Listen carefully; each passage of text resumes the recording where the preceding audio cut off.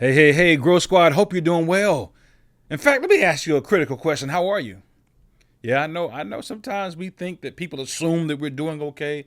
People assume that all is going great, and I really hope it is, but I want to know, how are you? If there's a way that I can support you, please send me a message. Let me know. But I do hope that life is treating you fair. I do hope that you are being resilient and that you're able to get the necessary support that you need to navigate whatever season you're in life. It's a great day to be alive. It's a great day to connect. And it's a great day to be a part of the Growth Squad. And I thank you so much for tuning in today so that together we can go, we can grow, and we can glow. Let's pray. God, thank you so much for this time that we have together today. Order our steps. Give us what we need. Amen. Have you ever gotten to a place in your life, or have you gotten to a place in your life where you're okay with taking time off? Yeah. I think it's important for us to understand the power of learning how to detach. Say it out loud wherever you are. Detach. Yeah. So many times in life we're attached to our job. We're attached to, if you're looking on YouTube, what's this in my hand? Yeah, you attached to this cell phone. We're attached to things that actually don't make or break us. Let's be honest about it, y'all. We're attached to scrolling. We're attached to comments. We're attached to stuff that does not build character. And today I want to help you be set free from being attached to things that does not impact your bottom line. Yeah, that's just, and when I say bottom line, I'm not talking about money. I'm talking about the bottom line as in impact you as a person, your character, your integrity. I listen, at one point in my life, I remember for 17 years, I told you I was a traditional church pastor. And I would oftentimes feel guilty about taking a break. It's so, as I reflect back on it, that was a very interesting time in my life. The time I was the most unhealthiest. Is that proper? Y'all help me out. The most unhealthy? Anyway, I was most unhealthy during that time. I didn't take breaks. And people will oftentimes say, well, you didn't have other stresses. I didn't have other stresses in my life. I was a single guy, but I was married to my job. So let me give you a case in point. I would fly home to be with my parents. I would leave early to go back to make sure I gave a message on certain holidays to ensure that I was doing my job. It didn't look bad in the eyes of other people. Man, I was tearing myself up because I didn't know how to detach. And not detach, of course, as you very well can imagine, not detach permanently, but to detach for a season. I mean, if you read the Bible, Jesus doing his ministry on earth, there were times where he was so worn out, he would tell his disciples and his followers, I got to come aside and rest a while. I'm telling y'all this. I got to practice what I'm preaching. So he would go to a mountain and he would pray. He would go to some secluded place and he would nourish himself. He would refresh himself. Why? Because it is one thing to go in full, but it's altogether different to always go in full and leave empty. Especially those who are in the business of service. If you serve others, if you're a nurse, if you're an educator, if you are in the food industry, you are constantly giving to others. And it's very rare that people give back to you at the same rate that you give out. Am I lying? Tell the truth. You do not receive back at the same rate. Or I'll give you better. I'm not even saying that should happen. You don't even get back half of what you give out in even a week's time. And hear me out. And I'll apologize to your boss for you. Every now and again, you just got to take a break. Every now and again, you just got to detach. Every now and again, you've got to remove yourself from the thing that you were born to do, hear me out, and do well. But it takes so much from you, you've got to pull away to refill your cup, to go back and do more of it. Hear what I'm saying? I'm not saying you should detach yourself from that thing that gives you purpose and fulfillment in life.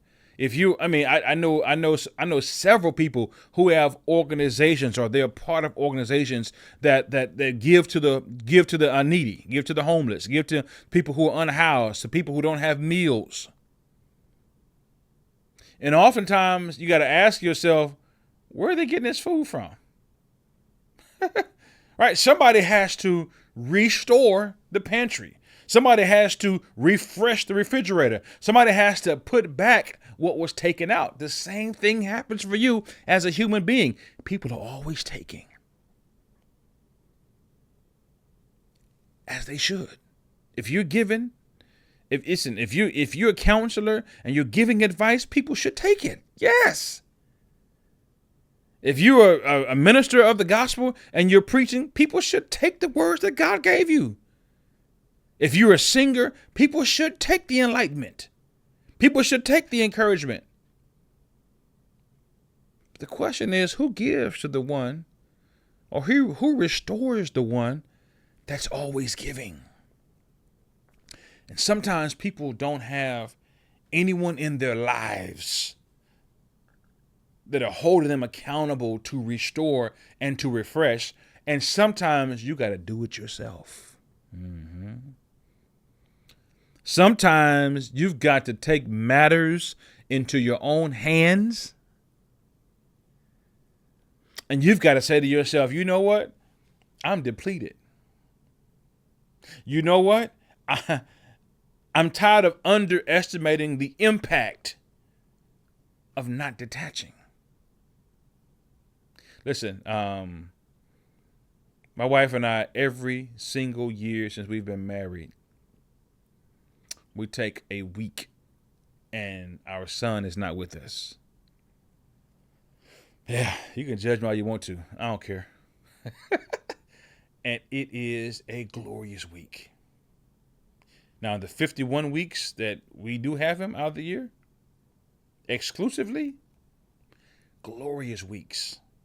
But that 1 week gives us opportunity, and I know we probably should do more than just 1 week, but for now, we use that 1 week to restore, refresh, put new batteries in, kick our feet up. We ain't got to feed nobody but ourselves, or to clothe nobody but ourselves. We take that time to put back in, because once we get back home, we're gladly giving away again. And he's gladly taking again. Y'all ain't getting no sleep. He don't care. Waking up, he doesn't care. He doesn't even understand enough to care. So we're like, you know what? We've got to do this for us. He's not going to give it to us. Our neighbor's not going to knock on the door and be like, hey, Eugene and Tracy, yeah, take. They're not going to do it for us. And they don't have to. They should. We don't expect, I'm using it as an example. We don't expect anybody else to do it for us. And so we said to ourselves, we got to do it. We got to learn how to detach, and this may sound off the wall, so that we can come back and reattach. We got to learn how to take care of ourselves. And I'm not just limiting it. Hear me out. I'm not just limiting it to those areas that I just mentioned in terms of the need. Everybody needs. But hear what I said. Everybody needs to detach and replenish. But I said those who are directly in the industries, or in industries where they're always giving to people directly. Those individuals, or should I say, we are individuals that need reminders to get out. Going back to that personality test that I mentioned, individuals who are, let's say, air traffic controllers, they're really in technology. They're individuals who are into those different spaces. Nobody has to tell them to take time. They don't need nobody, because the computer is really just taking their information, or taking their time. But they do have to also step aside as well. So the power of detachment is this. Or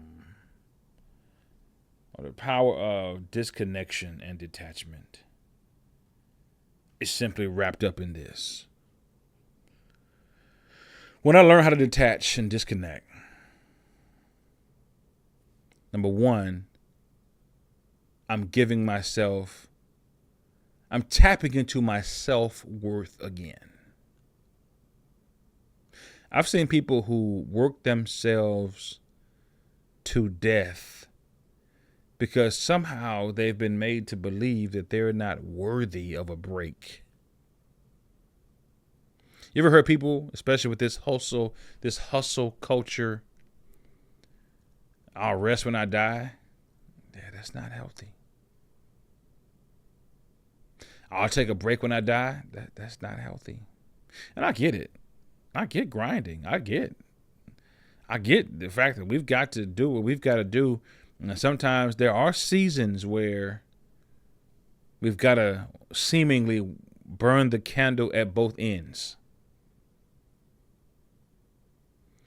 And even though that's appropriate at different times, especially if you're building, if you're developing, if you're working out kinks, if you're trying to get to a place where you get your business or your whatever you're doing to a certain level, sometimes it calls for sacrifice. But don't sacrifice your off time.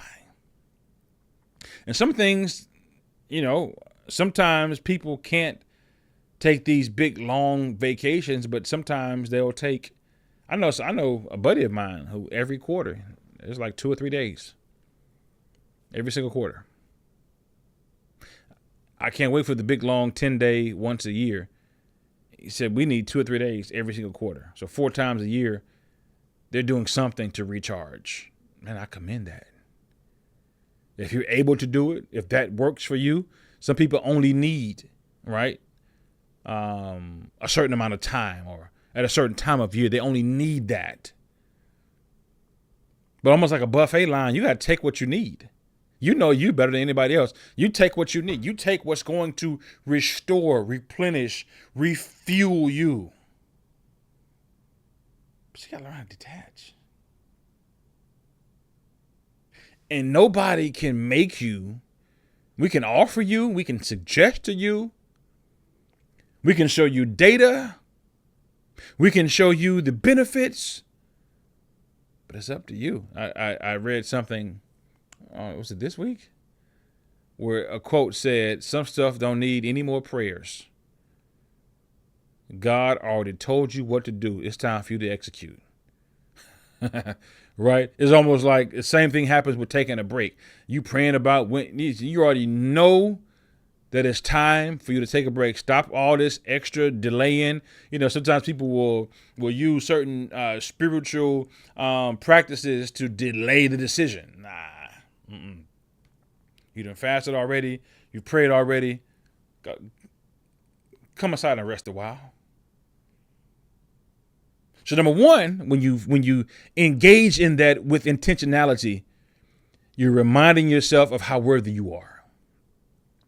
You're worthy of it. Then number two, and I'm done. Number two, you also are letting your family know how valuable they are, and the fact that you know that when you're drained, sometimes it drains them. People that are close to you, they feel your pain. Even though you feel like you're on an island by yourself, sometimes if you got a family, if you got a spouse, whatever it is, many times what impacts you impacts them. Listen, the other day I did something foolish by trying to compare what I do with what my wife does, right? And she quickly reminded me that it's not about comparing who has this on their list or who has what on the other list. Nah. There's stuff that you can't see with the naked eye that is on my list that nobody else can see that list. I said, man, you're right. And she began to share with me some things that I wasn't really fully I was aware, but I didn't comprehend the impact of those things. And sometimes you got to say to yourself, you know what? There are those around me that support me that do a whole lot. And sometimes I don't understand it. Sometimes I say to myself, you know what? I've underestimated, right, what this means for them or the impact it's having on their lives. And I understand it now. But let's go back to square one, because some of you are so married to what you do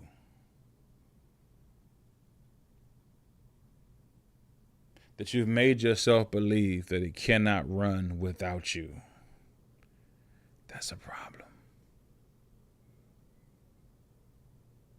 If you developed and designed things so much so that if you're absent to take a break and they crumble,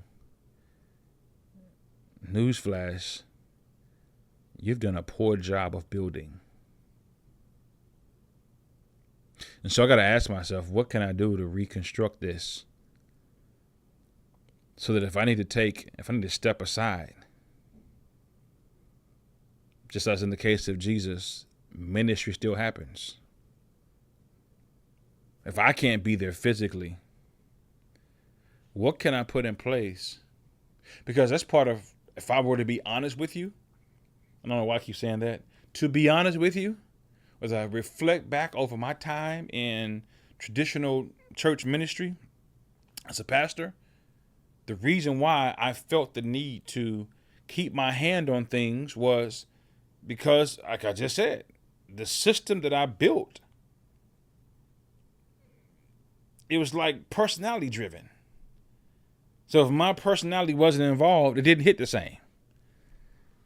And there's nothing wrong with that. But if that's what you wanted to do, and you're saying, I'm afraid if I leave because of this, it's not going to work, then you've done a poor job of building. Excuse me. So here's what you can do. I want you to revisit how you approach things, whether it be at your job, at your own company. I want you to revisit how things are structured. I want you to make a promise to yourself that you're going to, this year, this month, I know it's whatever week it is, this month or next, you're going to see what you can do to make sure you put things in place so that things will run and be smooth even when you're not there. It's high time for you and for me to learn how to disconnect with intentionality, with purpose, and at a time that's beneficial for you, so that you can, hear this, continue to be your best self. To send this out to a workaholic. Yeah, send this episode to somebody you know that needs to find some kind of balance in their life.